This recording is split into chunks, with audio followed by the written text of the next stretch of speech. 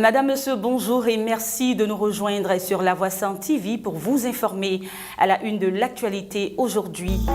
La section ivoirienne de la Ligue pour la lecture de la Bible célèbre les 150 ans d'existence de l'institution. Toujours en Côte d'Ivoire, Agro-Business, remboursement à partir du 11 décembre prochain. Et puis en Libye, l'Union africaine prépare un plan de rapatriement d'urgence des migrants. Bienvenue à tous et à toutes. Les membres de la Ligue pour la lecture de la Bible de Côte d'Ivoire ont célébré les 150 ans d'existence de l'institution à travers un culte d'action de grâce au temple de l'Union des églises évangéliques, œuvres et services de Cocody. On en parle avec Estelle Traillot. Les membres pour la lecture de la Bible de Côte d'Ivoire étaient en fête ce samedi 2 décembre 2017. Cette célébration a été marquée par des temps de témoignage des lecteurs des trois différentes générations, de moments de louange et d'adoration, de la projection d'un film institutionnel sur le parcours de la Ligue de Côte d'Ivoire, des allocutions et un message du secrétaire général de la conférence annuelle de l'Église méthodiste unie de Côte d'Ivoire, le frère révérend Isaac Bogdier. Dans son discours, le très révérend Bogdier s'est apaisanti sur 3 points, notamment l'environnement moral, spirituel et économique, l'influence de la parole de Dieu sur les êtres humains et les nations, et le regard sur l'avenir. Il a demandé aux animateurs de la Ligue de la lecture de la Bible au plan national de regarder l'avenir avec foi et espérance. Le président du Conseil national et exécutif de la Ligue pour la lecture de la Bible de Côte d'Ivoire, Ndori H, a rappelé aux membres leur mission qui est de partager la lecture et l'amour de la parole de Dieu et les inviter à investir dans la Bible pour donner un vivier de chrétiens prêts à marcher avec la parole de Dieu, son institution. Notons que l'histoire de la Ligue pour la lecture de la Bible est partie de l'Angleterre par une rencontre de Josias Ospie avec 15 enfants le 2 juin 1867 avant de s'implanter en Côte d'Ivoire grâce au prophète Jérémie Yaleba Mémé. Aujourd'hui, elle est répartie dans 150 pays, dont 45 en Afrique. Suite aux différentes réclamations et plaintes, des listes ont été ouvertes de nouveaux paiements annoncés à partir du 11 décembre 2017 relatifs au remboursement de l'agro-business. Le point avec Jean-Jacques Denis. 53 082 souscripteurs recensés à ce jour. L'administrateur séquestre de l'opération de remboursement des souscripteurs des sociétés d'agrobusiness, Konidrissa, a présenté le mercredi 29 novembre dernier l'état des prises en charge des plaintes et réclamations des retardataires de la dite opération. C'était au cours d'une conférence de presse organisée à Abidjan Plateau. Ces listes seront déposées dans les banques les 4 et 5 décembre 2017. Les souscripteurs pourront se présenter dans les banques à partir du 11 décembre 2017, a informé l'administrateur séquestre. Le programme de modernisation des infrastructures prévoit le renouvellement complet de 853 km de voies, la réhabilitation de 31 gares, de plusieurs ateliers de maintenance durant la première phase des travaux de 2018 à 2021. Ange Sacré, son commentaire.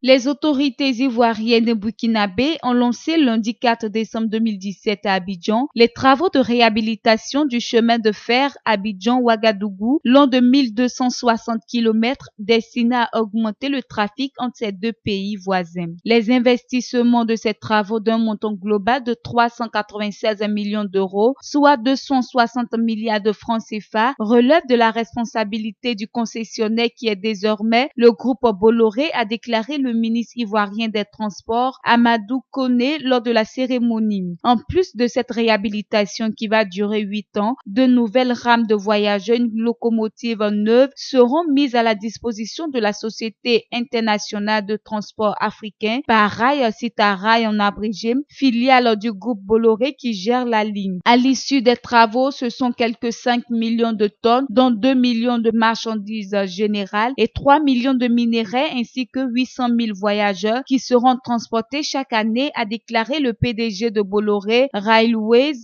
Eric Mélène. Notons que la Côte d'Ivoire se positionne comme le deuxième fournisseur du Burkina après la Chine. Lors du sommet UE-UA, la Banque européenne d'investissement a prévu investir 230 milliards d'euros, environ plus de 150 milliards de francs CFA sur le continent africain. Commentaire France Conan.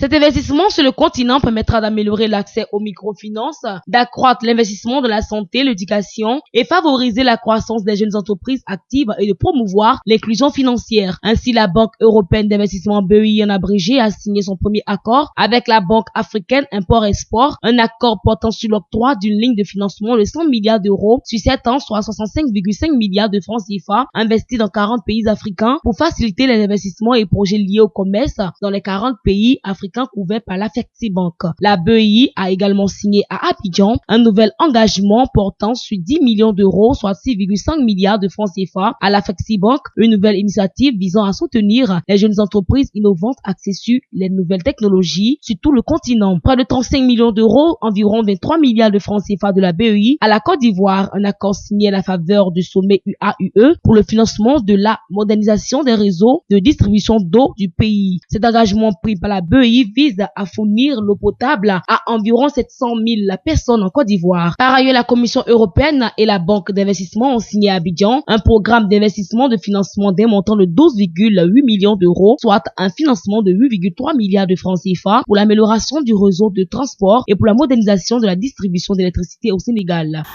L'Union africaine a organisé ce lundi 4 décembre 2017 à son siège d'Addis Abeba une rencontre préparatoire avec plusieurs de ses partenaires, notamment l'Union européenne, le Haut Commissariat des réfugiés et l'Organisation internationale pour la migration.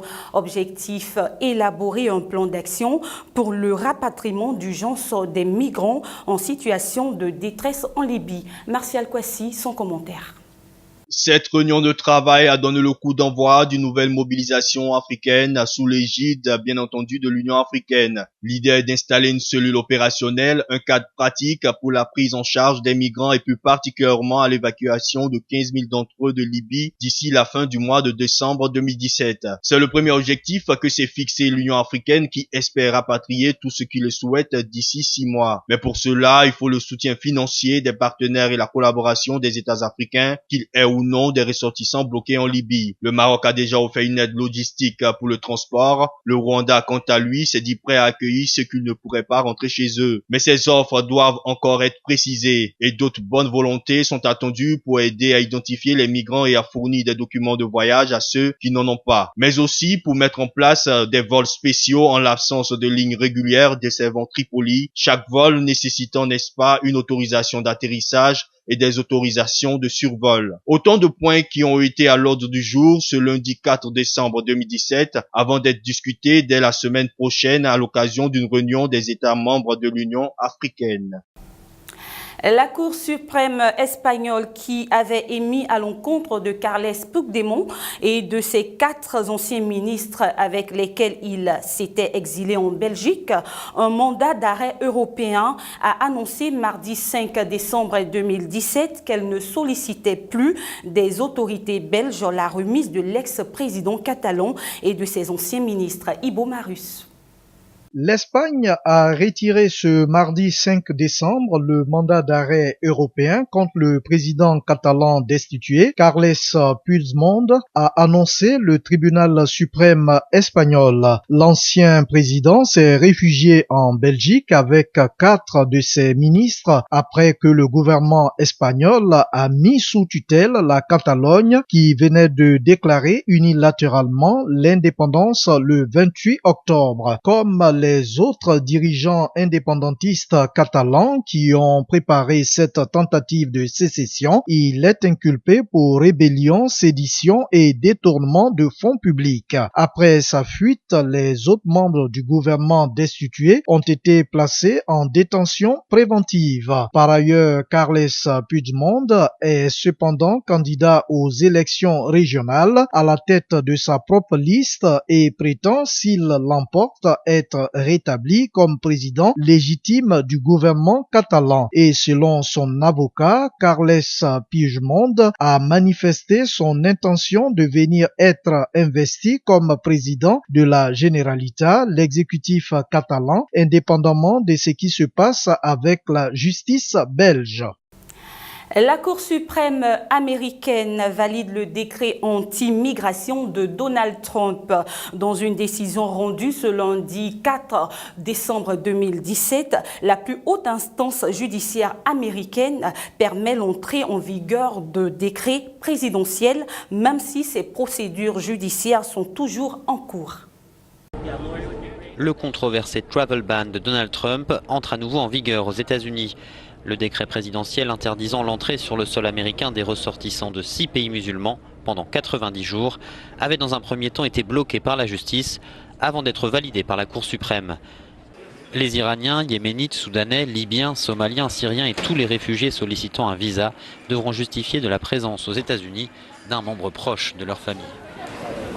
Les nouvelles règles resteront en vigueur au moins jusqu'à ce que la Cour suprême rende sa décision finale, pas avant l'automne.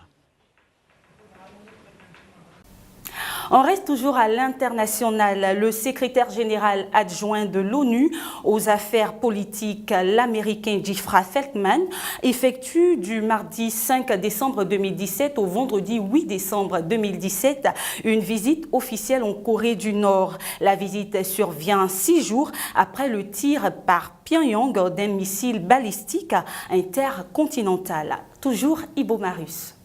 Il s'agit de la première visite du secrétaire général adjoint de l'ONU aux affaires politiques, Jeffrey Feltman, dans ce pays depuis sa prise de fonction en 2012. Les entretiens de Jeffrey Feltman avec les responsables nord-coréens porteront sur des sujets d'intérêt et de préoccupation communs, a ajouté le porte-parole des Nations Unies, sans pouvoir dire si le responsable de l'ONU rencontrera le numéro 1 nord-coréen Kim Jong-un. Il aura l'occasion de rencontrer des diplomates étrangers et l'équipe des Nations Unies déployée en Corée du Nord avec une mission humanitaire. Jeffrey Feltman se rendra ensuite sur plusieurs sites où l'ONU mène des projets, a-t-il précisé, en indiquant que son séjour se déroulerait principalement dans la région de Pyongyang. 6 agences de l'ONU sont présentes en Corée du Nord, notamment le PNUD, l'UNICEF, l'OMS,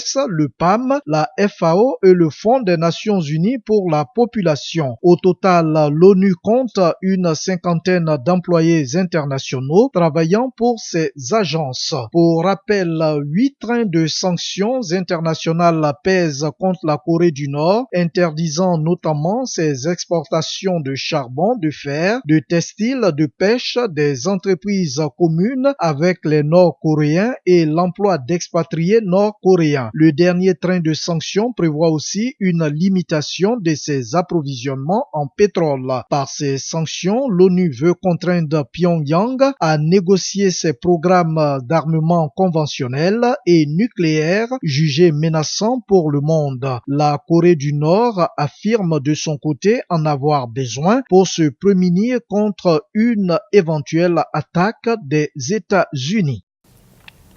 Terminons en sport. Hugo Broos n'est plus le sélectionneur du Cameroun.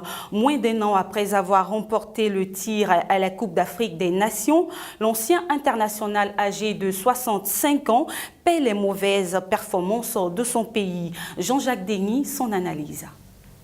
La Fédération camerounaise de football a mis fin au contrat qu'il a lié au sélectionneur belge des Lions indomptables Hugo Broos. Arrivé à la tête de la sélection des Lions en février 2016, l'aventure avec Broos n'a duré que 22 mois. Le motif principal du divorce entre Hugo Broos et la FECAFOOT reste l'insuffisance des résultats selon le communiqué de l'instance camerounaise de football. Victorieux avec les Lions indomptables de la CAN 2017, après une victoire sur l'Égypte 2-1, Hugo Broos est progressivement entré dans une phase de tension avec les dirigeants du football camerounais. Le technicien belge quitte donc la sélection senior à 2 mois de la fin de son contrat initialement prévu pour février 2018. Voilà, c'est la fin de cette édition. Merci beaucoup d'y avoir pris part. On se retrouve très bientôt. Dieu vous garde.